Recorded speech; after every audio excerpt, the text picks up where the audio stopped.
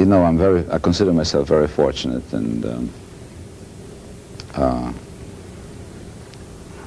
I'm relatively happy with what I'm doing. What do you mean relatively? Well, you know, one always strives for perfection, Bob. I like what I do.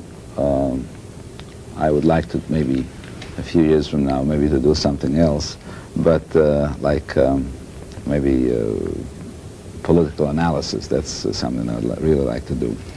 The most important thing, and this sounds like a terrible cliche, I know, is liberty. You see, people who are born here cannot appreciate the meaning of liberty. I was born in a very small town in Poland in 1923, and then I lived there until I was 16 years old. 3 brothers, 3 of them were much older than I was, and my sister was 2 years younger than I was. I was quite fortunate.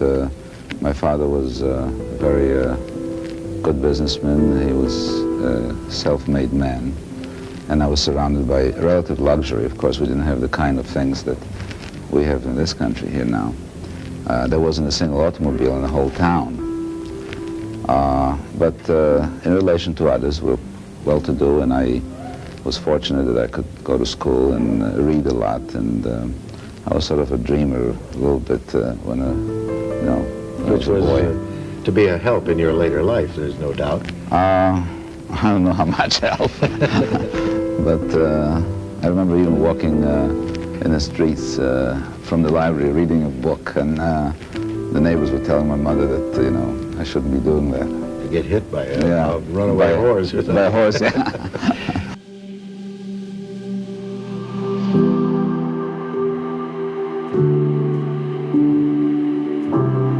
All except 2 brothers were killed during the war. My parents were killed on October 28th in Hrubieszów, my hometown. My sister Hanka was killed in a terrible death march from Stutthof in East Prussia, which the prisoners were led to. 10,000 women, young Jewish women, were led to the Baltic Sea in freezing weather in January of 45. That was really while the Germans were surrounded by the Russians, cut off from the rest, but still, they still did their dirty work, and only a handful of the 10,000 survived. I was in 5 concentration camps. The first one was Budzin, then it was Majdanek, which was infamous for tens of thousands of inmates being killed just by beating, and then Plaszow was also the one that Steven Spielberg described in his movie, and then Ravensbrück in Germany, and finally Sachsenhausen, also in Germany, which was the largest single concentration camp in Europe. And from Sachsenhausen, we were taken out on the death march. Sachsenhausen was about 20 kilometers from Berlin, and they marched us all the way to the Baltic Sea, and we were liberated 6 kilometers from a university town called Rostock on the shores of the Baltic Sea. In November of 1943, this registration poll came for Jewish scientists, and at that time we heard that the SS killed all the Jewish prisoners in a nearby camp in Majdanek. In one day they killed 17,000 Jews, and there was another camp in Poniatowa where they killed a similar number. So we knew our days were numbered. So in desperation, when I heard this call for scientists, I thought maybe for some reason there still needs some Jewish scientists. Some German scientists were afraid that they would be drafted into the German army. So they decided to save themselves from that and find Jews in concentration camps. There were scientists. Seizing this opportunity, Henry and 3 family members pretended to be scientists. They fooled the Germans into thinking their academic skills would help the war effort. I thought this was our last chance to delay being executed, and I registered us as scientists. And then later on, when my brothers came, and maybe an hour later, and And I told them about it. They were very, very upset with me because they said that you had no right to gamble our lives just on your own judgment. I said the truth. I just thought this would be a unique opportunity, and I just had to take a gamble. But later on, it proved to be that my two brothers at least survived because of that. Once we got into concentration camps, I used a figure of 25% survival, even though that's probably high. But putting it all together came out to 14,000 to 1. And that was my chance of survive all these situations, considering the number of people involved, number of people killed, was 14,000 to 1. Well, after the war, we were liberated not too far from Berlin by the American Army. And then we got in touch with my Uncle Morris, who lives here, and he's quite a character. He's my partner and my very best friend. And he tells a story that I must tell on you to our audience, and that is his Uncle Morris, who had been the founder of Topper Toys and former president, tells a story that when Henry was about 10 years old, he chose to dap him on his knee, I think was the reference in those days. That's when he was visiting with us. Yes, he said of all of Henry's brothers and all of the relatives he had, he said he spotted Henry as that was the one with the future. Originally, I thought I'm going to go to college because an American officer in the American Army, who I got to know in Germany in the DP camp, he gave me some references and letters of introduction to some schools with a very high recommendation that I should get a. But somehow after this thing, I just didn't feel psychologically ready to go to start learning in school. I just wanted to get into the world and do things for myself and be on my own. So I didn't seriously consider any scholarships or anything like that. And I started working at the end of the summer. Well, 53, I did something which really made me a millionaire. And we were selling at that time to little grocery stores by having salesmen or using some local wholesalers through whom we were selling like little lamps or little, dictionary sets and all that. But at Christmas time, we would send them each a couple of dolls, which they usually gave to the family or sold to some of their customers, in brown boxes. And then I was thinking, maybe we can do some business with dolls. And I remember what made me do that is I looked at the Saks Fifth Avenue window in New York, and they had a early September or July or whatever. They already had, right after Labor Day, they had a doll display, and it was just beautiful. And I thought to myself, if I could take a doll and somehow make a display around it that would be at least similar to what Saks Fifth Avenue had, that doll will sell better because it will stand out in the grocery store against all these vegetables and fruits and canned stuff. And so I called out my guy who was supplying me paper, and I didn't even know the name of them. There was actually acetate, clear acetate. I made a beautiful little display by hand. My uncle came. He wasn't active in the business because I was running it. And I said, Morris, what do you think of this? He said, it's very beautiful.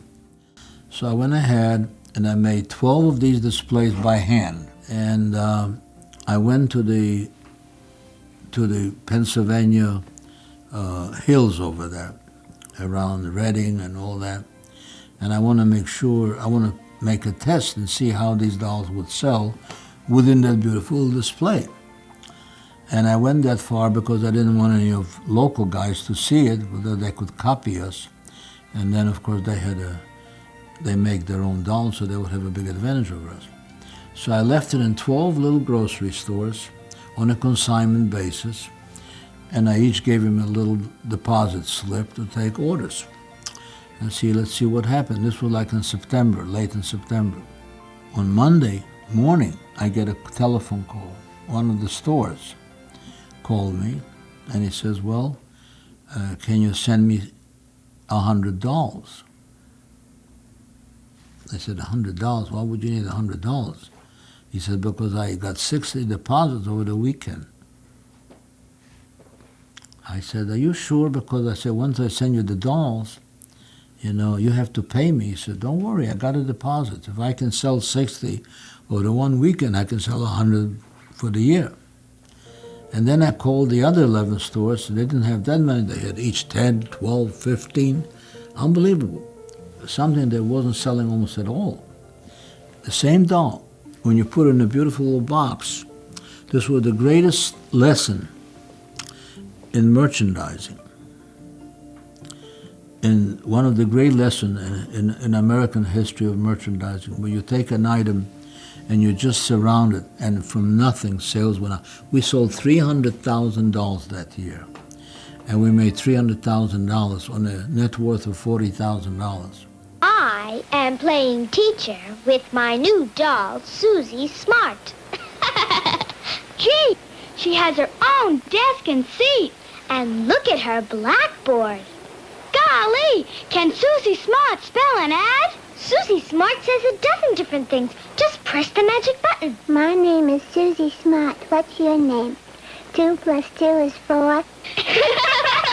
She's dressed for school and comes complete with desk and blackboard and a seat. You'll have to take her to your heart, the talking school doll, Susie Smart. And that started the ball rolling, and we, you know, capitalized on it, pushed hard. When you turn on the light, Baby Boo starts crying. Turn it off. She stops. I can't believe it. Turn it on again. She cries again. Lights off. She stops. Henry always had the Midas touch when it came to the toy business. Johnny Lightning was my favorite invention. Until then, all racing sets, they used electricity, whether it was plug-in or batteries. We were able to work it out so there was no electricity whatsoever, just kid power. And I remember Kmart, he called me on Sunday at home. He said, I want 1 million Johnny Lightning cars. God gave me this ability to try to always to figure out how to do something better. Like using star power. Henry hired and directed music legend Louis Armstrong in a commercial to sell a little doll he designed. Girls, Susie Cute needs a mummy. Susie Cute needs you.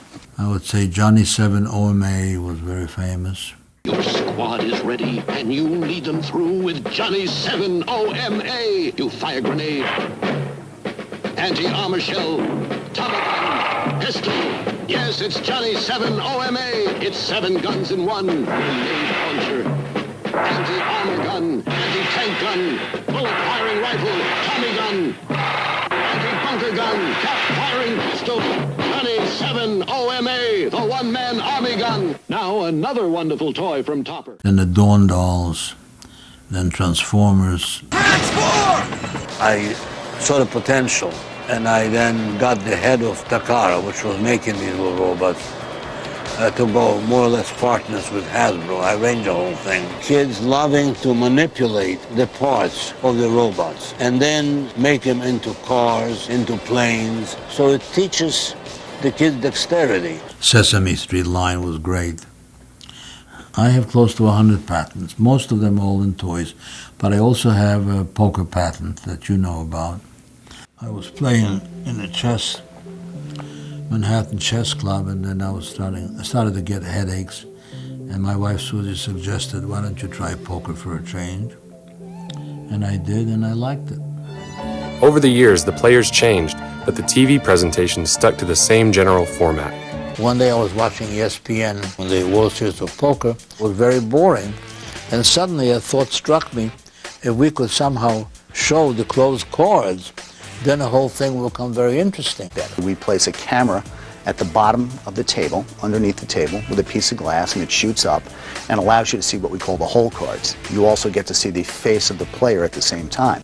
David Sklansky, who wrote probably the most analytical books about poker and very well known, sold hundreds of thousands of copies at least. He came over to me when I was sitting once at Bellagio, and he sat down next to me. He said, Henry, you changed the whole poker world. perhaps one of the top players in 7-card stud. I won the championship in a horseshoe in 1996, I believe, and got this gold bracelet. And I also play competitively, often at the Taj Mahal and sometimes at Bellagio, and I probably hold my own or better than hold my own in high-stakes games.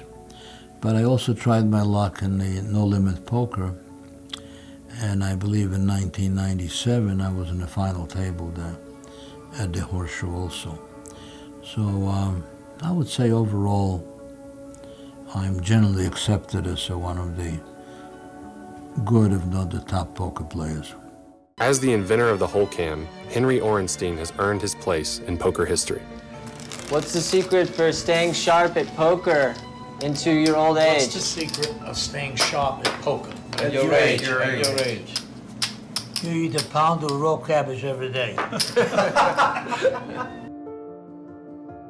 My wife Susie was pushing me to write about my wartime experiences, and I was very reluctant, and finally I agreed to try, and I wrote 2 chapters which I thought would be most emotional about this jail yard thing, and another one.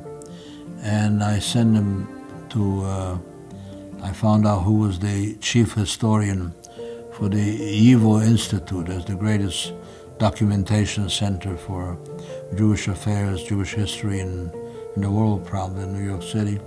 Professor Dobrashitsky was the head historian. And I sent him my handwritten 2 chapters. And then he called me back. He said, you know, these are the best 2 chapters, the best stories I've heard about any, I mean, this is better than any book I've so far seen. And he's seen them all, so he says, by all means, finish the book. But because I was busy with a lot of different things, with the toys and all that, it took me actually 3 years. And then the book was favorably reviewed by a lot of newspapers, London Times, New York Times, and it was then actually published 5 or 6 different times. And even today, I still get occasional letters from people telling me how the book influenced their lives a lot. Of all the things I've done in my life, I think the book is most important by far, because it records very faithfully a critically important period of history, and it's a testimonial of a number of things that were happening that I was witness to. So I still think long-term, looking, say, 50, 100 years from now, I think that's the one that hopefully will remain as a testimonial of what was going on during this Holocaust story.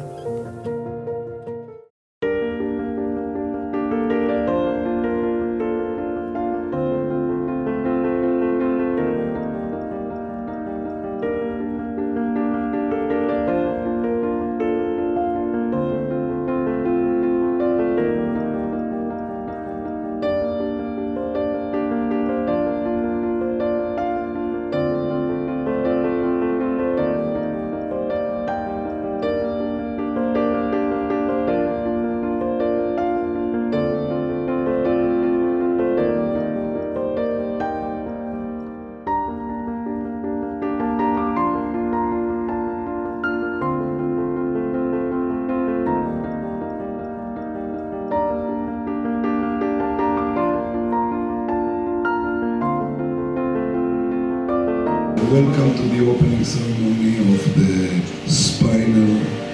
the Orenstein Spinal Rehabilitation Department at Beit Lowenstein. Great pleasure for Susie and me and the Orenstein to be with you, without me physically, at the opening ceremony of the renewed Orenstein Spinal Rehabilitation Department of Beit Lowenstein Hospital, in memory of my parents, laid in Golda Orenstein, victims of the Holocaust. Abraham is not with us today, but his legacy and contribution to the state of Israel shall not be forgotten. Congratulations and thank you.